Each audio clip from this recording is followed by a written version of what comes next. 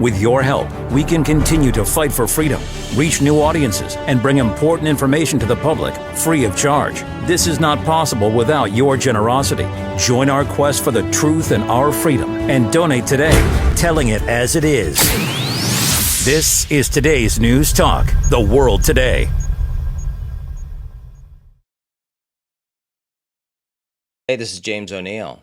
Britain has reportedly contacted Australia and Canada about a coordinated response that could include banning Elon Musk's X platform over concerns about Grok generating deepfake sexual images. Prime Minister Keir Starmer said all options were on the table under the Online Safety Act, which allows major fines or bans. Australia's leader criticized X's practices, while Canada denied considering a ban. Musk accused the UK government of censorship. Any ban could strain relations with Washington, where the Trump administration has opposed European censorship and warned of possible sanctions if X is blocked. The British government plans to provide taxpayer-funded mental health therapists for alleged asylum seekers housed at Cameron Barracks in Inverness, Scotland. Around 300 male migrants will be accommodated there as the Home Office moves away from low hotel use. Officials said on-site primary and mental health care, funded by the Home Office, would reduce pressure on local NHS services. Critics argue the plan gives preferential treatment, noting local residents often wait months for NHS therapy. Along with therapy, migrants will receive free housing, meals, health care, dental care, and pocket money. The cost of the asylum system reached £5.4 billion in 2023-24. The European Union is reportedly pressing Prime Minister Keir Starmer's government to include a financial penalty in a proposed Brexit reset if a future UK government withdraws. The provision, dubbed a Farage Clause, is intended to deter exit by a potential Reform UK government led by Nigel Farage. Critics say it undermines parliamentary sovereignty by binding future governments. Farage and Conservative leader Kemi Badenoch have pledged to scrap the deal if elected. Labour says termination clauses are standard in international agreements and would apply to both sides. A senior Danish lawmaker said Russia and China pose no threat to Greenland, rejecting President Trump's argument for U.S. control of the Arctic island. Rasmus Jarlov, chair of Denmark's Parliamentary Defense Committee, said claims of looming danger from Moscow or Beijing were delusional and accused proponents of exaggerating risks. President Trump has not ruled out using force to acquire Greenland, prompting tensions with European NATO allies backing Danish sovereignty. Russia and China have denied hostile intentions, and polling suggests Greenlanders have little interest in joining the United States. President Trump said Cuba will no longer receive Venezuelan oil or money, urging Havana to strike a deal with Washington before it's too late. Venezuelan crude shipments to Cuba have stopped since a U.S.-led blockade following the capture of President Nicolas Maduro. One of the groups I want taken care of are the people that came from Cuba that were forced out or left under duress, and they're great citizens of the United States right now. You have a lot of people forced out of Cuba unfairly, so we're going to take care of, most importantly right now, we're going to take care of the people that came from Cuba that are American citizens or in our country. President Trump said Sunday he plans to speak with Elon Musk about restoring internet access in Iran, where authorities have imposed a 4-day blackout amid nationwide protests. President Trump said Musk's company SpaceX, which operates the Starlink network, could help reconnect Iranians. Information flows have been curtailed since Thursday as protests, the largest since 2022, continue. Musk has previously backed providing Starlink to Iran during unrest. Rights groups report hundreds killed and more than 10,000 arrests, figures Iran has not confirmed. Conservative leader Kemi Badenoch vowed her party would impose a nationwide ban on social media for under-16s if returned to power. Parties like Reform seem to want. What we want is common sense, and we know that this can be done. There are ways, new technologies that didn't exist a few years ago for verifying users, and then this firmly puts the responsibility with parents when there is a legal limit in place that stops children being in spaces that are for adults. This has been James O'Neill for The World Today. There is a problem with medicine, and we can explain what it is by looking back to the discovery of penicillin. Penicillin, it turns out, was not just an accidental finding. Alexander Fleming discovered that mold he found in a culture dish was killing bacteria, but it took over 10 years before a team at Oxford University were able to isolate the active ingredient. They produced small quantities for preclinical and clinical trials, helping prove the compound was safe and could beat infection. However, they couldn't produce it at scale. In 1941, Andrew Jackson Moyer of the US Department of Agriculture, the forerunner to the FDA, suggested changes to the manufacturing process, enabling mass production. It turns out medicines are not invented when someone discovers a new molecular entity. They are the product of key stakeholders working together collaboratively. Until medicine can be manufactured at scale, it may as well not exist. And in 2025, this is a problem. In the 1980s, pharmaceutical companies began outsourcing production. Suddenly the system was significantly less integrated. Someone with a new discovery today will find themselves disconnected from the rest of the development and manufacturing process. Companies that develop medicine are still happy to work with big established pharma companies, but the modern day Flemings are cut out of the system. The result is far fewer new medicines coming to market. We want to fix this by ensuring the pharma industry builds a more integrated supply chain. We also believe that doctors' expertise administering medicine should be included at the beginning of the process. We know that doctors on the front line have insights about how to repurpose medicine. Doctors should be able to report their findings so that the necessary testing can be completed and they can share their results worldwide. Learn more here and help us take medicines back to the future. With your help, we can continue to fight for freedom, reach new audiences, and bring important information to the public free of charge. This is not possible without your generosity. Join our quest for the truth and our freedom and donate today, telling it as it is. This is today's News Talk, The World Today.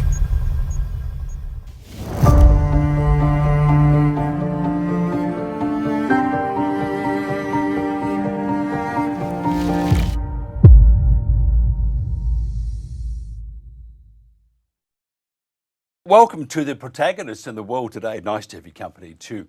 We'll be talking about some very sensitive prime ministers. Stop putting ladies' bodies on me. It opens up all sorts of conversations, just that very statement. Now, the Australian government, under Anthony Albanese, apparently aspires to lead the world in online censorship. He has a lot of competition. Albanese proudly introduced the world's first under 16 ban on social media, which Meta, a greatest censor, has since denigrated. I'm just going to kill someone's microphone for a second. In Australia, verification will soon be required for internet searches, removing all anonymity and privacy. Albanese is also cooperating with his counterpart in the UK to possibly ban X, after Grok was found to have been generating non-consensual images of undressed women with Keir Starmer's head. He looked delightful. Following the Bondi tragedy, the government will introduce the Combatting Antisemitism, Hate and Extremism Bill 2026, which will criminalise speech that merely causes fear, even if no harm occurs, with the prospect of 5 years in prison. And longer if Prime Minister Albanese has a terrible figure, that, bulging things. Keir Starmer insists free speech is protected in his realm, but Britain holds the record for the most arrests for social media posts, far higher than dictator-led Russia. According to an April 2025 Freedom of Information report filed by The Times, over 12,000 people, very bad people too, were arrested for social media posts. And that was in 2023. Just imagine if a Grok was flying then. The report found that a number of annual arrests had been more than doubled since 2017.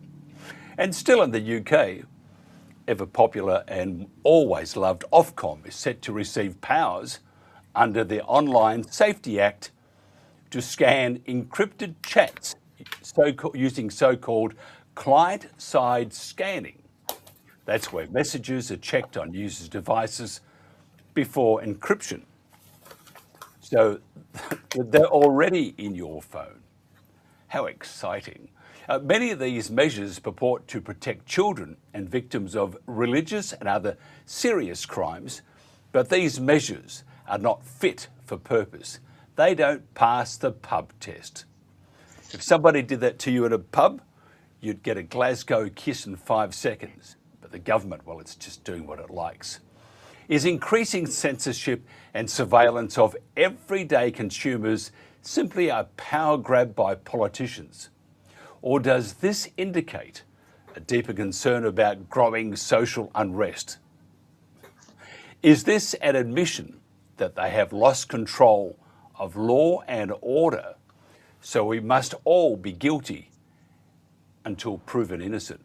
Or do our leaders simply need lessons on the principles of liberty and the benefits to society and how to govern in democracies? Our panel today is very, very good to say the least. David Atherton, political commentator and journalist. John Singleton, as I push the next button, and there we are. We're going all over the place here, having fun. Also, we have John Shipton, father of Julian Assange, and Alex Creel, founder of Thinking Coalition. Gentlemen, and I use that word lovingly, do you think government has gone far overboard at the moment? David Atherton, we'll start with you. I mean, because you're a fan of government, not. But it's, the bigger the better. Could you imagine, though, if Monty Python in its throes of stardom, or you had Benny Hill or other Kenny Everett, they would be rolling in their graves if they knew what was happening. Because this is what I mean. To be offended if your head's stuck on the body of a woman, so what? Well, indeed, yeah. I can understand why people get offended, but very, very, very little offends me. No, I would suggest rather being Monty Python or anything like that, it's more a case of reading George Orwell's 1984 and use as a blueprint how to run the country. I look upon Britain as being in a post-democratic society. I think we live under genuinely tyrannical times. And by the way, one of the 12,600 arrests in 2024 was me.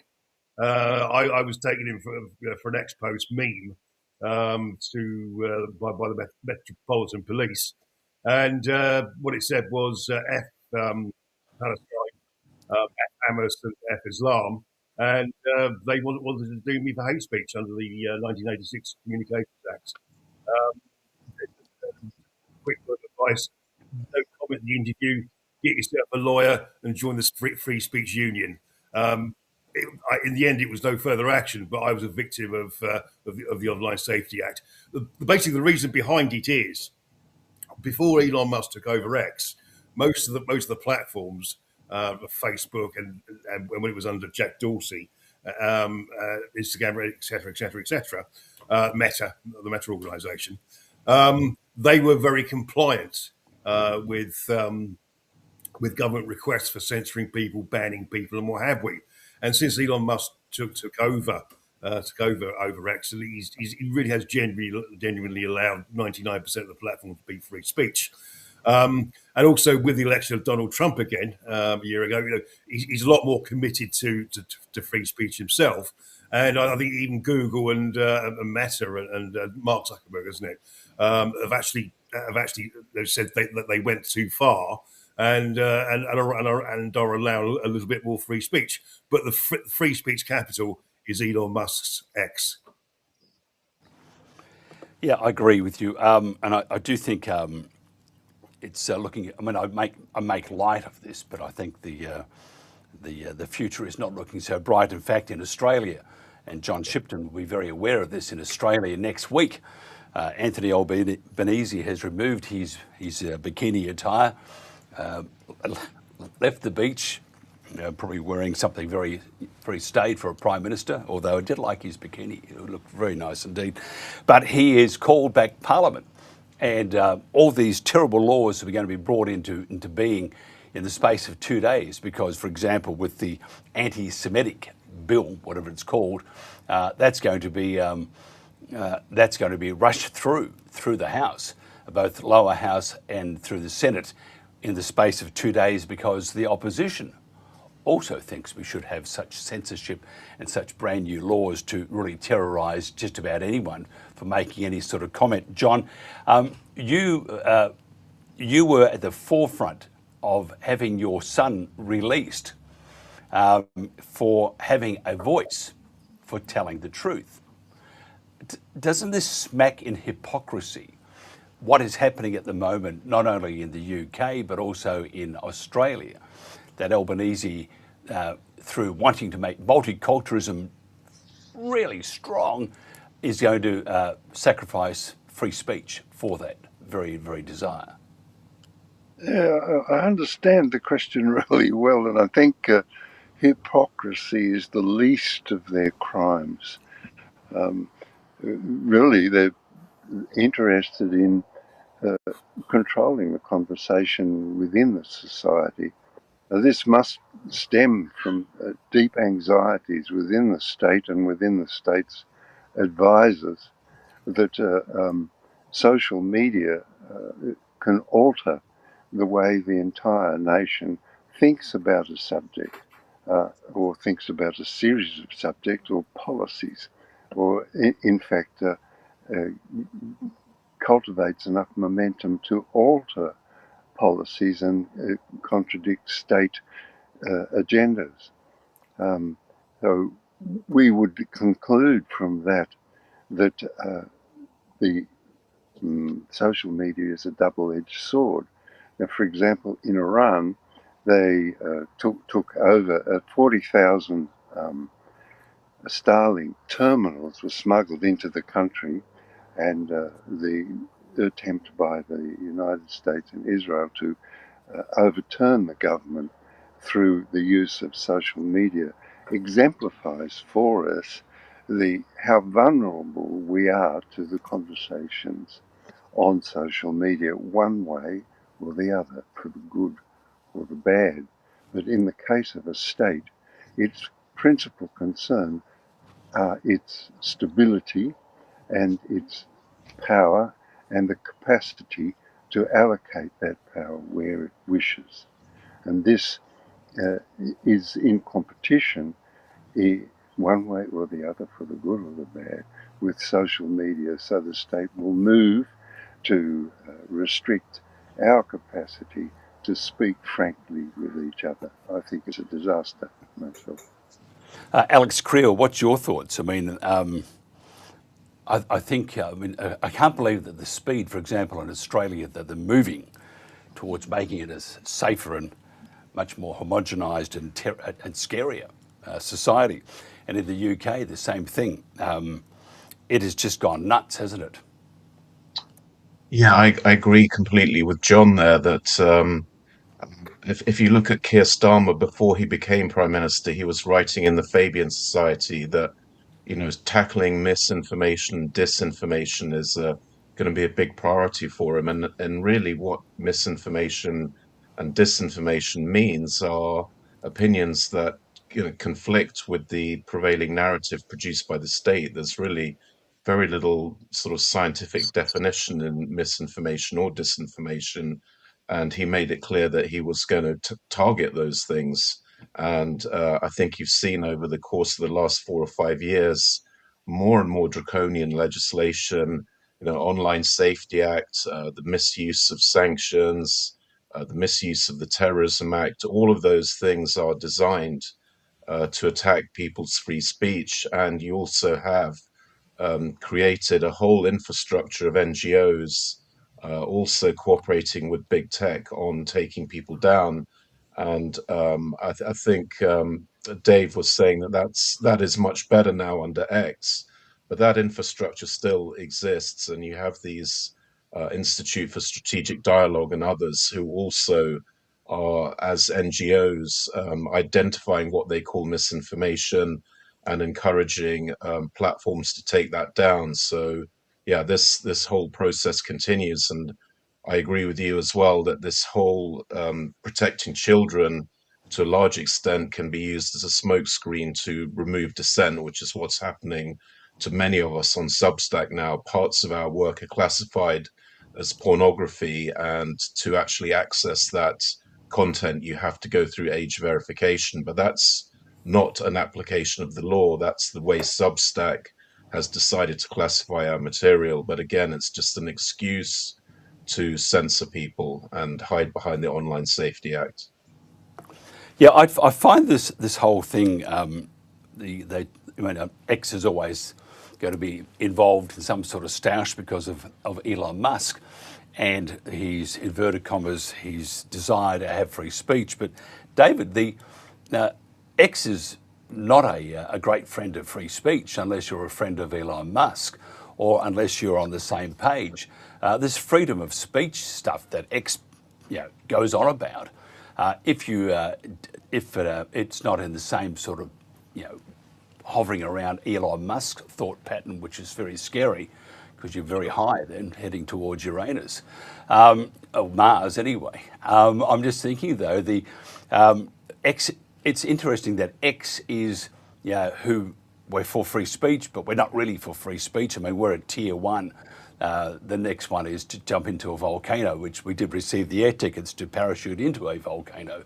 So so it really doesn't give much of credence to free speech. And then you have the UK government that but there's this I'm sure if you mention it or show it, you'll be jailed forever.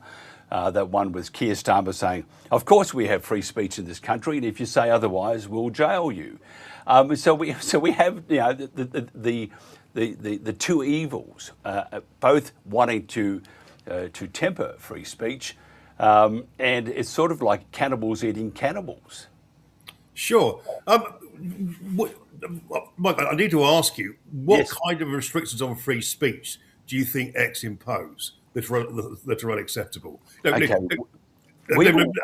I'll give you very quickly. I don't want to see abusive images of youngsters anyway, but No, carry on. you shouldn't do that. But I mean, just we are regarded, we're regarded as an and with TNT, we were regarded as an extremist organisation because we had both sides on.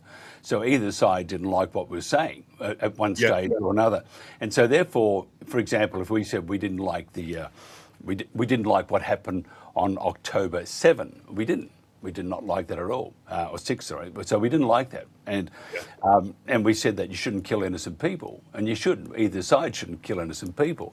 So we had this massive hate towards what TNT was doing. We got through that, but our numbers were at one stage 13,200. That was about, I think, November 2023, and when we stopped, it was 13,200. In that, over the space of 15 months or 16 months, we got no one. And we knew that we'd been shadow banned, blacklisted, all sorts of things. So what we want to get out, if we want to send a notification that we're interviewing the Pope tomorrow, who's doing pole dancing as one of his new skills, but nobody will ever know that. Sure. And so therefore, when he says, they say you'll be heard, but no, you can have your say, but nobody's going to hear you. That's just pure censorship. So, and then if you look at the ones that get that push along, the ones that get paid for it, good for their business because advertisers and people who want to sell the product, they surround that. That's good economics. Okay. But to say it's free speech, I mean, it's just like YouTube saying you can do what you like, but don't breach our boundaries. But at the same time, those boundaries always change. Depending on whether Israel don't want you to do something, then they will push that. And so therefore, you're a bad person. You've broken all of our rules and regulations, and we've given you 3 strikes in 1, so you can go to God. So all those sort of things. But when it comes to Elon fighting for free speech, truly, it's like a cannibal fighting for the rights of vegetarians. Sure. Well, Mike, I know, is that deliberately meant to provoke me? Anyway, for the record, Elon Musk follows me on X. Well, we had his dad on. We used to have his father on every week. I thought I've got to get some sort of goodness here from Elon. You know what it did for us? Never Christmas cards, no nothing. Sure. I write a lot about grooming gangs and lots of controversial subjects. And there was one where there was one thing I quoted verbatim, word for word, which I cut and paste from Hansard, which is a record of parliamentary speeches about a girl who was very, very badly abused. It's absolutely horrific. It was torture. It wasn't rape. It was torture. I've yet to have any of my ex posts in the last year told to delete them. I've been temporarily or permanently suspended. That has not happened to me at all. And I'm a very, very controversial writer. And, I'm often being critical of Islam on X. I'm always drawing attention to the grooming gangs and what happened to them. And I'm also very, very rude about all the main political parties. So I from my perspective, I really genuinely haven't seen anything that go awry. And also as well, the other thing, I think when I've reported stuff which I haven't liked, no action has ever been taken. If I found something particularly, these were not child abuse pictures. This sort of people being entirely anti-Semitic and calling for the gassing of Jews and things like that. I've reported them, and X has done nothing about it. So no platform is perfect, but as far as I'm concerned, and I'm not blowing smoke up Elon Musk's backside, but I think X is as near as to free speech that we can have in a social media platform. Sorry. Yeah. I don't agree. I think it's either free speech or it's not. I mean, you can't have, well, I don't like that, so we're not going to have that talked about. It's either free speech or it's not. Where's your line? If we talk, for example, if we talk about little green men from Mars, they're all rapists. They very well could be. Well, what you can say is prove otherwise. Little green men, are overrepresented in rape statistics or crime statistics. Let's not pick on any particular group at the moment. And also but I think that probably would be seen to be racist if you tar them all with the same brush and incitement to hatred. Also, if you move on to the all little green men are nasty pieces of work, and we should get rid of the whole lot of them. Incitement to violence and killing, that is unacceptable as well. I think you should be able to say we should robustly defend our rights against these people, using reasonable force. I think that's okay. But I think there is a line even for me at incitement to hatred and incitement to violence. I'm just wondering, somebody just wrote in, and it just goes to prove what I was saying is right. Your issues, David, I'll get to you in a second, John, if you don't mind, but your issues, David, are Elon's issues. And they're very good issues, by the way. I have no problem at all with those. Yeah, sure. But if our issues, and this is where the odd thing was, I asked Grok, that terrible, evil thing that he created. Oh, Grok's brilliant. He's great. I love it. He told us he said that you are a tier 1. You're the next stage into that volcano. Yeah. And it is what it is. I mean, here's the thing. I don't have to use it if I don't want to. So take all that aside. It's his business, but it's not a free speech. It's a selected free speech platform.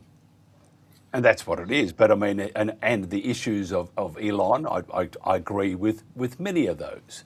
But to say free speech is for one and all, it is not. It is, and that's where it's unfair. But looking at your government, I just want to ask you before we get into John, tell me about this, the Online Safety Act using client-side scanning. I mean, what I believe it's sort of like that is spyware. Isn't that that is a gross invasion of privacy? I thought that would have been knocked on the head before it got too far down the track. Sure, absolutely. Well, also as well, the Labour government want to introduce digital ID as well, which should it's been compared to the Chinese social credit system. So this comes out of his playbook of controlling the population, restricting their rights, and telling them what to do, and you can't say a bad word about me. One of the things I like about Axe is that Keir Starmer has been community noted 21 times. His manifesto in 2024 was a tissue of lies, and he's been caught out time and time again telling lies. He has no right to turn around and talk about misinformation and disinformation. He is the biggest barefaced liar in Britain or in the political field. But and because on social media and particularly on X, he's being called out on it. This is the reason he wants to take control of it. The Online Safety Act has been weaponised by the Labour Party, basically to shut down X. They're going to hand out massive fines. Elon Musk is going to turn around and say, "I'm not paying them." That's just the excuse they need to completely ban X from British waters. And lucky I've got a VPN, so I'll always be okay on something like that. But most other people wouldn't be bothered. And there, in one fell swoop, the Labour Party has got rid of a massive source of criticism. John, in Australia, we used to have government and opposition. For example, in cricket, we have Australia cricket side and Australia A, but still playing for the same side. Is that what's happened to Australia in politics? That we have the government, and then we have the second 11 sitting out there, but they all are painted and tarred with the same brush. Because if you look at our free speech and what's happening to it, and everyone goes on about free speech, it's a common term, and sometimes it's misinterpreted. But I always thought that free speech, John, was that you can say just about anything, if not anything.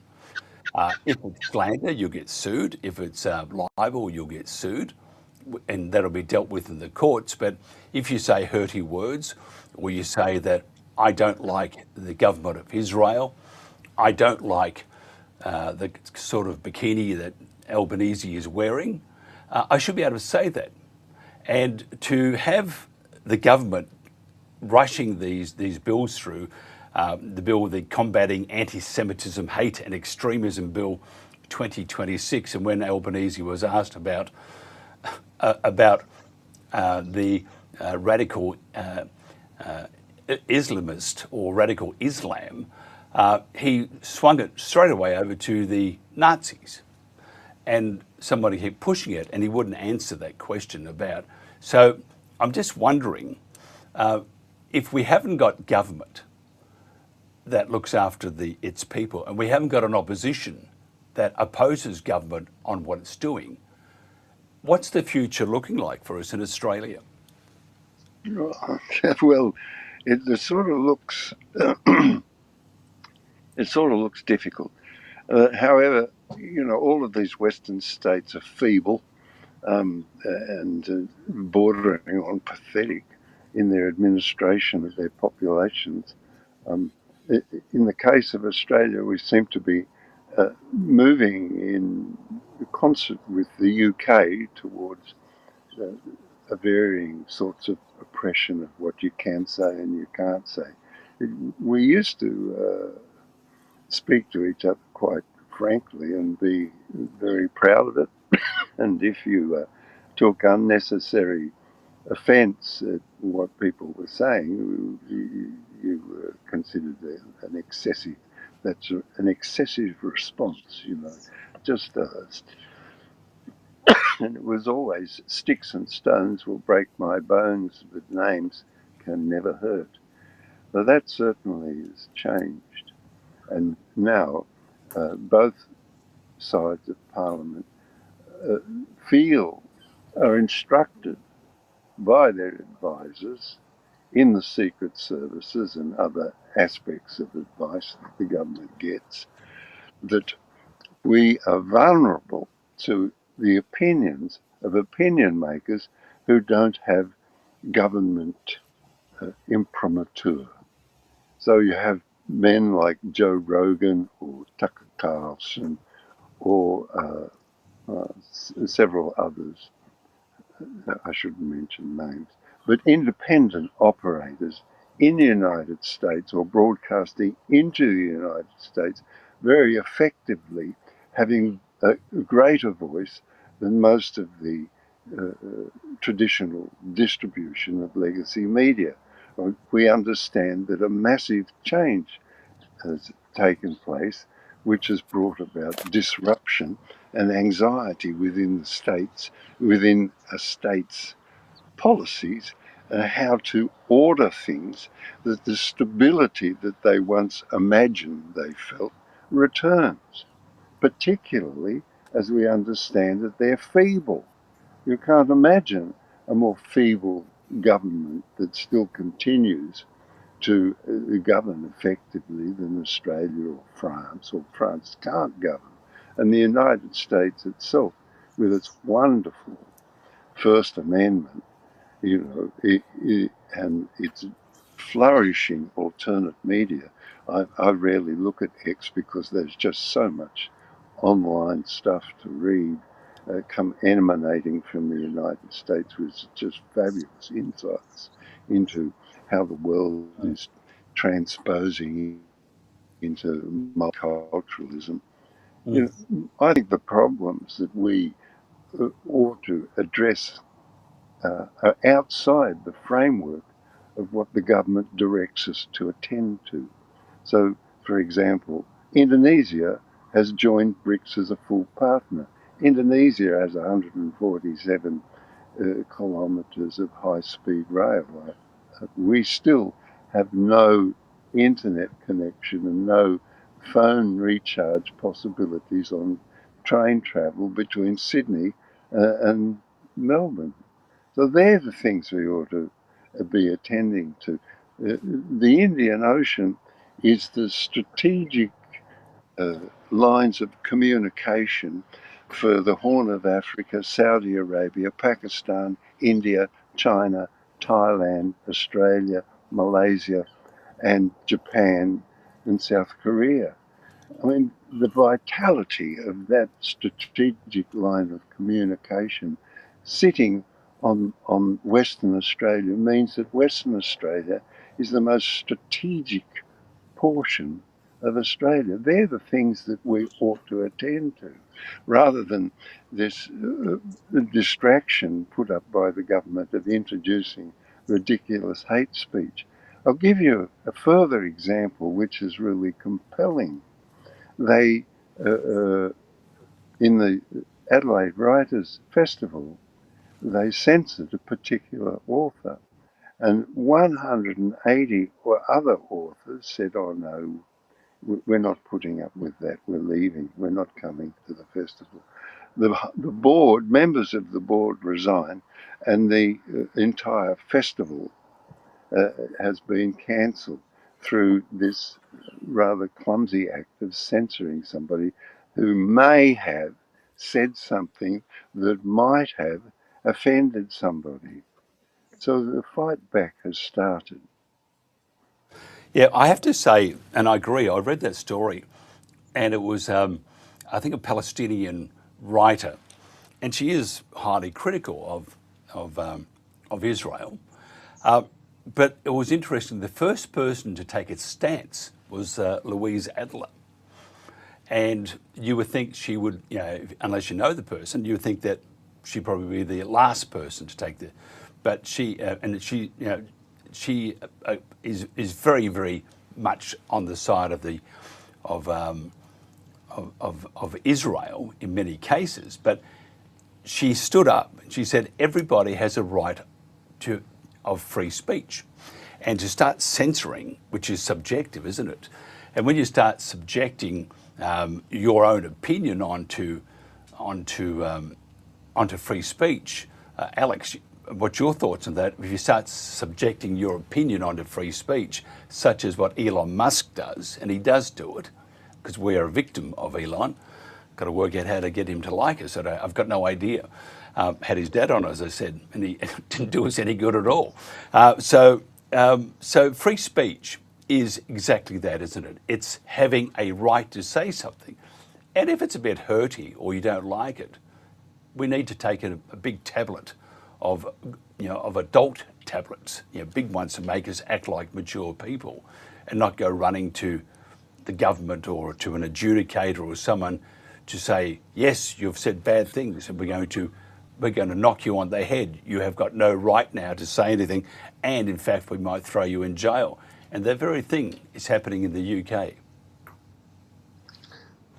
Yeah, I think you're right. The misinformation is not just hurty words, but it's actually anything that goes against the government position. So you've seen that. Obviously, the big tell on that was the whole vaccine story. So anybody that questioned efficacy or safety would be punished under the sort of old system, and that happened to all of us. Of course, with shadow banning, I had my own YouTube channel shut down, and everything we said about lack of efficacy and about safety turned out to be true. But, at the time, saying that was considered misinformation because it clashed with the government's position at any one time. So, as well as hurty words, you've got anything that clashes with the agenda. And you're right, you're just opposing other people's opinions on you. That's ultimately what it's all about. Only one opinion is allowed. I also agree with you on X that, as well as limiting reach, I think he's been quite open. You can say whatever you like. You have freedom of speech, but you don't have freedom of reach, and it's kind of a joke. But that is a way of censoring people, is to, tweak the algorithm so that your stuff does not end up in the feed, and therefore, as you said, your number of subscribers or followers will be absolutely fixed throughout all time. And the other thing with X in particular is you have an absolutely enormous volume of fake bot traffic on that platform. And rather than censoring voices they don't like, what they actually do is amplify voices that they do like. And actually, the left also is quite big into setting up these bot operations, which I've written about, and they can out of thin air magic out 20,000 likes from these bot operations. So certain left wing figures will always be in your feed because they've been amplified so much. So there's many different ways to filter out things that people don't like, through reach or being drowned by fake traffic, or all of this legislation that you're talking about, misinformation and disinformation. And you're right, it's just things they don't like. There's nothing more sinister or scientific about the things that they shut down. They just don't like them for whatever reason. And John mentioned before, Alex, that the alt or independent media is his preferred viewing or choice, which is great, because I think there's some magnificent broadcasters out there. If you don't like it, don't watch it. Same thing with Legacy. If you don't like it, don't watch it. Or they do cover stories that are pretty mundane, unless it's, and if you're in that town, it's sometimes nice to know that you can't really twist a story about a goat running amok in the front yard, especially if it's your front yard eating your grass or roses. So, but generally, legacy media is up against the wall. We all say this, but it is because of independent media. But the same warning from, and I think that the problem with independent media or alt media is that sometimes they pretend to be something they're not. But again, though, once you realise that, you don't have to watch it or read their blogs or whatever, you can just move on. And that's part of the whole thing. We should have a choice whether we want to hear something, see something. If we don't like it, we move on. Your government, Alex, is, I would have to say, absolutely appalling. It's doing everything it can to destroy all that made the UK famous, especially when it came down to free speech. What do you do about it? Oh, that's a very difficult question. I mean, I think you have these pushback organizations now, like the Free Speech Union. So they, I mean, I think it's not perfect. I can quibble about things that they do, but they actually have done a lot to push back against people who have been deplatformed. So you have to create these grassroots, sort of bottom-up organizations outside of the system and push back against it. That's more or less all you can do. I mean, a lot of people are talking about setting up alternative platforms. So a lot of people have been have faced this age verification on Substack, and their immediate response is, "Okay, I'm leaving. We'll set something else up." But actually, these are unfortunately quite capital-intensive operations to set up. So, 10 unhappy Substack authors are not going to be able to set up another Substack quite easily. So, the scope for setting up alternative electronic platforms is a bit limited, but eventually we're going to have to find workarounds like around all of these things. And where there's a will, there's a way. And I think Dave mentioned VPNs, for example. So the more they come and oppress people over certain issues, the more people will find imaginative ways around them. For example, VPNs. I don't know what we're going to do with electronic platforms, whether, we migrate from Substack going back to just email lists or whatever, but there has to be a way around all of these systems. And I think we'll have to find out those things as we go along. I don't think there's a grand plan, but yeah, there'll always be a way to work around it. And we, when I was in fact, John, when we were in London, we're covering the second last. They were appealing the right to appeal, and we actually covered it. We were there doing it live with some great presenters, and we had cameras all over the place, and so we did all that. But I was just thinking though, David, how do we? Because it's very, very hard to keep moving to different platforms to have that free speech. And what people don't realise, that whether it's a VPN or another platform, you want to just log on to it and off you go, they're always under the control or under the laws of each particular country. So I wonder about VPNs, and I know in Australia, and I'll ask John to comment on that shortly, they're talking about banning VPNs because their e-safety law is not working. I mean, kids, we'll just get our mum and dad. 85% I think of parents in Australia have helped their kids get around this new e-safety law, which is just ridiculous. It means it never was meant to work in the first place. But just talking about what's happening with moving from platform to platform, if the UK government, David, control VPNs, which if you have a VPN and it's operating in a particular territory, you actually have to abide by that particular country's laws and rules and stuff. If we go down one step further from what Alex was saying, and that they can stop, they can just stop you, or you got to verify who you are, and every time you do that, you use biometrics to log in and so forth. Can you see the day that we'll end up going back to, remember Netflix before they became Netflix? They used to have CDs or DVDs, and they would post those to you, and then when you finished, you'd send them back in a package. That's one way of getting it, even though it's a bit late. Generally, if you get it within 1 or 2 days, it's still pretty good. You could pile your information onto a DVD. Therefore, you haven't got to log in and show the people who you are. No biometrics, no sort of verification is required, except you send that particular company the $10 or whatever it is to get that particular DVD. Do you think we're going to head down that way? I heard that, and I don't know how right this is, that UK Column might be going into a magazine. I don't know if they are or not. But that would, to me, indicate a way of getting around verification and biometric security. Yeah, well, then we say necessity is the motherhood of invention kind of thing. And by the way, I was reading the other day. Apparently, the safest way to communicate these days, if you don't want the state to intrude upon you, is have a landline call with somebody. The old-fashioned telephone in the hallway. Go phone your mate up on that sort of thing. I think ultimately the government will be fighting a losing battle. The next general election, Labour will be absolutely decimated. They've got about 400 seats at the moment, and they're going to be down to about 50, if that.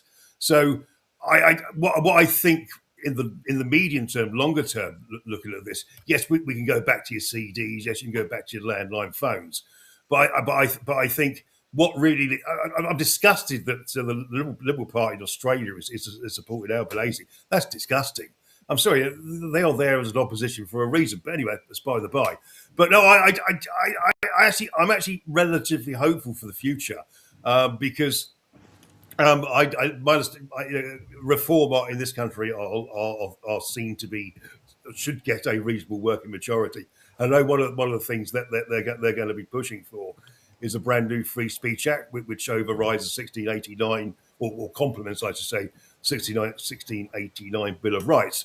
But yeah, I think we're very much in the trenches. We're very much on the back foot, and we've got to look for new technology, new ideas, how to display what we're doing and showcase what we're doing. But I still think the key to all this is being able to communicate with each other and the ability to share ideas. I think possibly maybe WhatsApp even might have a broad role to play in this longer term. I think you can probably get literally hundreds of users on it these days. I think where we're heading at the moment is the short term is absolutely oppressive and dictatorial and tyrannical, but I think the long term, I think we will win because we have the better ideas and we can see them, we can see you, and I think the only thing we will win in the end. That I'm quite confident about. John, the e-safety commissioner, Julie Inman-Grant, which I'm sure she's you got pictures of her with elbow all over the wall with pellet shots in it. Sorry, I shouldn't say that at all. I'll be arrested in no time. But that's what the 12 gauge always came in handy. But I'm just thinking the e-safety, which was meant to protect children, and I think it was Channel 7 that ran the story, which I was surprised, being a Murdoch mob, that Channel 7 said there's something like 85 or 87% of parents help their children get around the biometrics and all the verification. That itself would say that it doesn't work and never was meant to work. What do you think the real reason of Albanese, supported by the federal opposition, who said, the Shadow Communications Minister said once, 2 months ago, said that government needs to control the internet. And she's fighting for our freedoms, which we've got no hope at all. Right, come on, Pauline Hanson, maybe. But I'm just thinking, what's a real reason, do you think, of the e-safety act, of the verifications and proving how old you are? Yeah, just to give the government the capacity to control, in the majority, what we think and feel about their actions. I mean, there are, some of it, like protecting children, we understand, that this is a lever to get our acceptance of a policy. So we understand that. That's pretty clear. Protecting children, is a duty of parents and the larger society, not really a government's job. The other aspect of it is that it clearly indicates that Mr. Albanese and his advisors on both sides of government consider control of what we think and our conversations really, really important. So the question is, why do they consider it? Is it the natural impulse of bureaucratic power to increase itself everlastingly, finding little corners where there could be problems in the future and fixing them up with some more legislation, which in the cases you just illustrated is impossible to successfully administer, indicating a certain clumsiness or idiocy in institutions of government. Most unsurprising thing, if you forgive my satire. we march on to, are there any genuine reasons to get the government to involve itself in what we hear and what we converse to each other over social media and alternate media? Are there any genuine reasons why the government should involve itself? Are we inclined as a species to become nervous and riot if we consider two principal things: corruption in government or unfair distribution of resources, which seem to be the great stimulators of discontent, and they're constantly used in colour regime change, the latest one being in Iran, where 40,000 Starlink terminals were smuggled in, and as a consequence, the Iranian government, understanding that the communications with what we might call activists or troublemakers communications amongst them were essential for the organisation of their regime change. So that the Iranian government got from Russia and Chinese a means to disturb Starlink and disturb the distribution of information from Mossad and the CIA over the 40,000 Starlink terminals. Well, this gives us considerable insight into the powers that social media and digital distribution of information has. We, as a consequence, think seriously about what the government ought to do and can do. Now, myself, I would break up X into competing smaller units so that they don't have such power. And I would break up Facebook and I would break up Google because I think they're monsters. Also, in the case of my beloved Australia, I would introduce our own social media as a consequence that, and our, for example, Alex said about Substack requiring bio confirmation. Well, why not have a Substack Ozstack here? All of the necessary programs and coding are available. They've got 40 years experience in producing this coding, so it's no problem to do. So that would be my preference.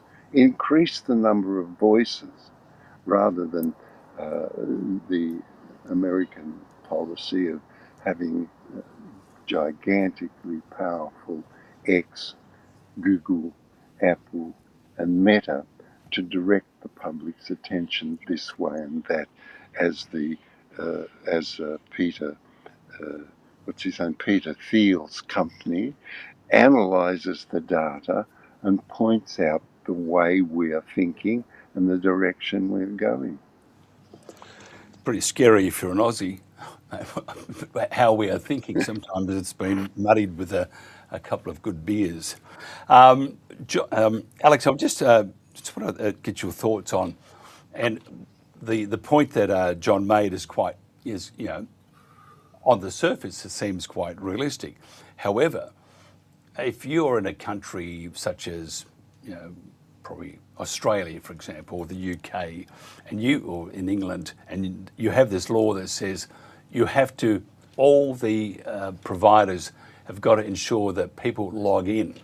And if you don't log in, you'll get a whopping fine, as they threaten X and all those in Australia. So that same law would also affect those setting up an Ozstack, for example, or something like that. They've still got to adhere to government rules and regulations, but you have to then surrender that information over to the government. So I don't know if that would work. Can you see it working in the UK? People setting up their own, and you're right, the cost of it is enormous, because you need a lot of data or storage facilities. You need to make sure you got the right programs in place, securities, it goes on and on and on. So I don't know whether it's commercially viable, and at the same time, I don't know whether places that put these restrictions on you, such as Substack, have a long-term future, because people who want the anonymity and the security and peace of mind will just stop using them. Yeah, I mean, on Substack, we have a letter now out to the CEO asking him why they are imposing these age verification requirements, because they're not required by the Online Safety Act. The Online Safety Act only requires age verification if you're going to access harmful content. And the real sneaky trick Substack has done is classify our material and at least 10 other writers that I know of as harmful. And that's their internal classification that's totally unjustified. And then they've applied the Online Safety Act on top of that. So we're challenging them at the moment about why they've done that. And I agree with you. I don't understand their business model. Their business model is to give independent writers, a platform to speak on. And now, if they're going to start harassing all of the independent writers, now, as far as I know, there's 7 or 8 accounts much bigger than ours who have also faced this. Now, if those guys, one way or another, leave, then they're shooting themselves in the foot with the business model. So I'm not really quite sure what they're doing.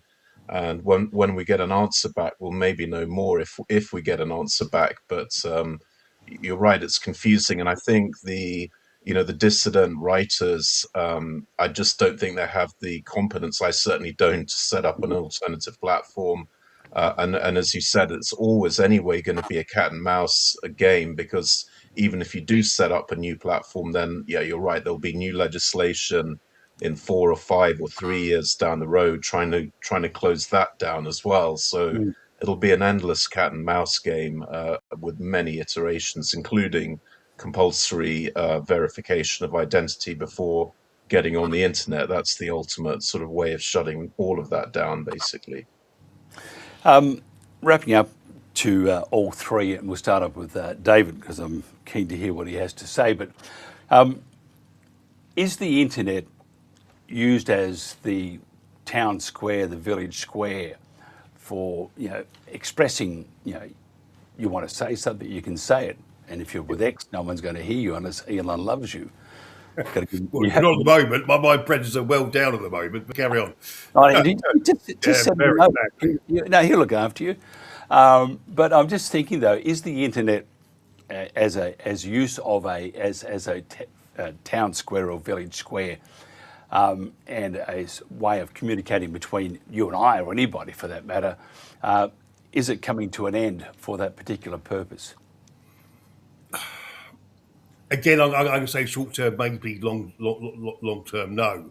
I think in 1984, all had Big Brother, and Big Brother is watching you.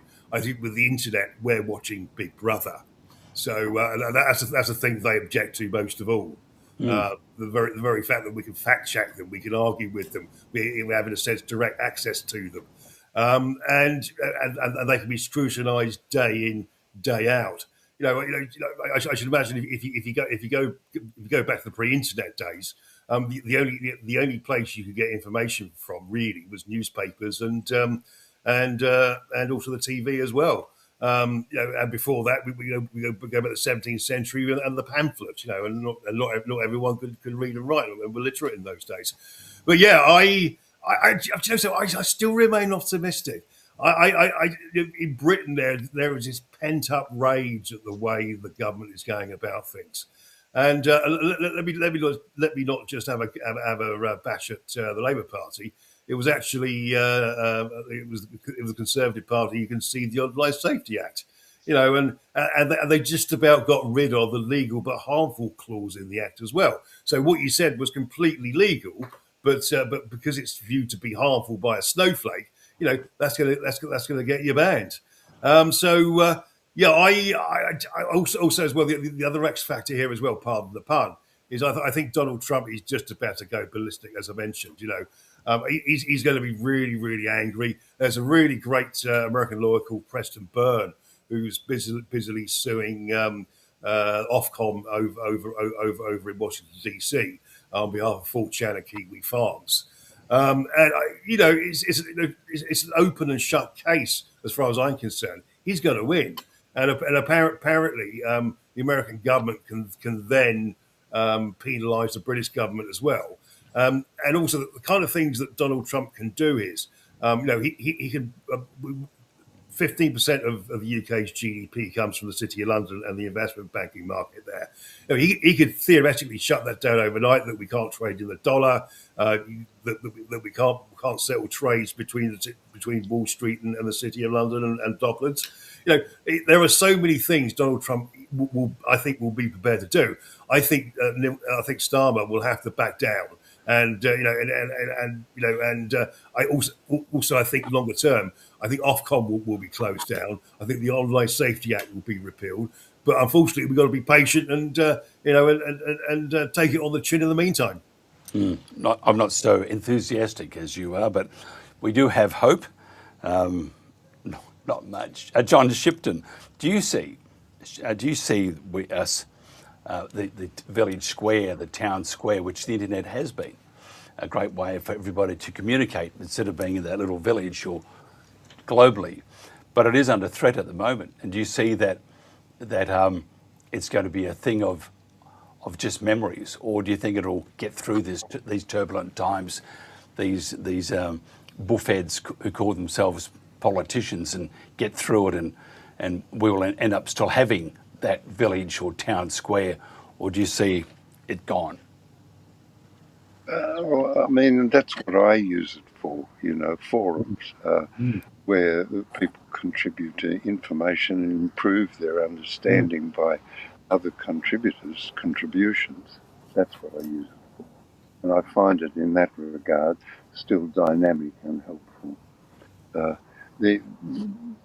In the case of the UK, I imagine that the UK will no longer exist, and that Scotland will make its way hither and yon. And that's one of the reasons why the state of the UK is in considerable anxiety about the realisations of its population, that the administration, since the financialisation has been catastrophic to ordinary people and greatly beneficial to a few.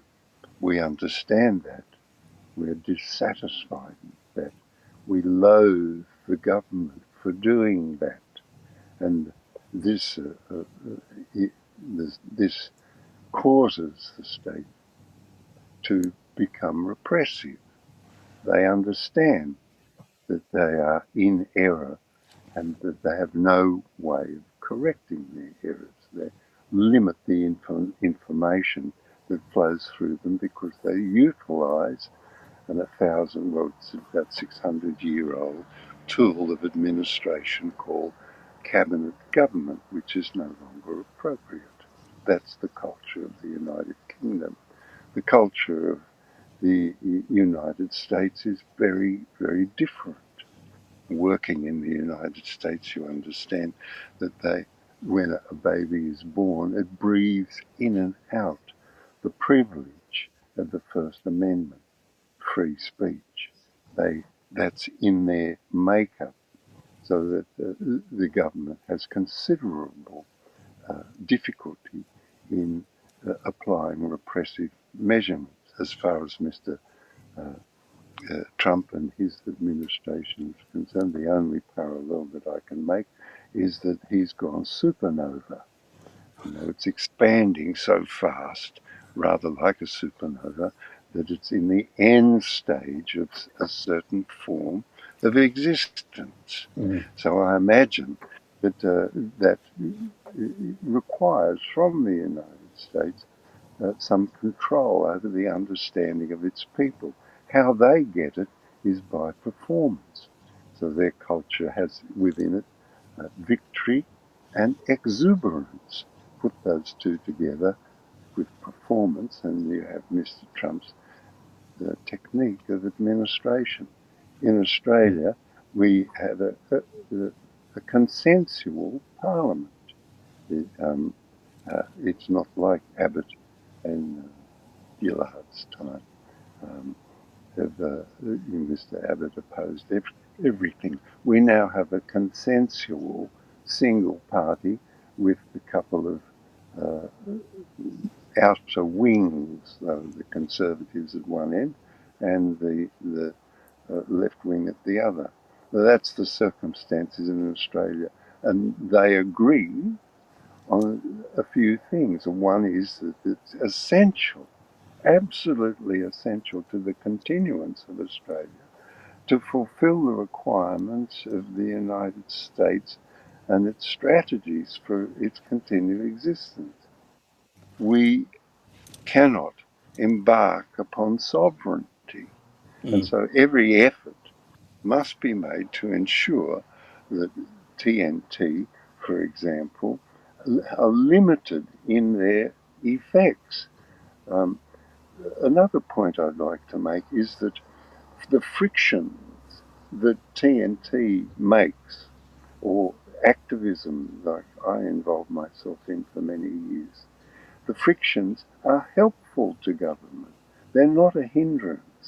And government can make their adjustments to their policies or to the way the policies are enacted by watching TNT and understanding the drift of the ideology of TNT, or watching what we protest over. So it's clear from what happened in Adelaide and what happened in Bendigo a little before that, that there is a potential within Australian polity to move away from the policies that the government enacts to protect itself within the United States umbrella. We don't want it. We want a fairer and more open approach, and particularly to sovereignty. This makes the government anxious, and so they enact policy. They'll be watching this program, and they'll read the number of people that listen, and they'll read the effect upon the number of people listening by looking at the social media commentary. I remember working in the United States, going to a couple of rallies to watch Mr. Trump's style. There'd be 45,000 people there. 5,000 of them would have their phones out, relaying little bits here and there onto the carousel of the internet of social media. These things are best understood rather than arguing within a framework that the government causes us to look at by its policies.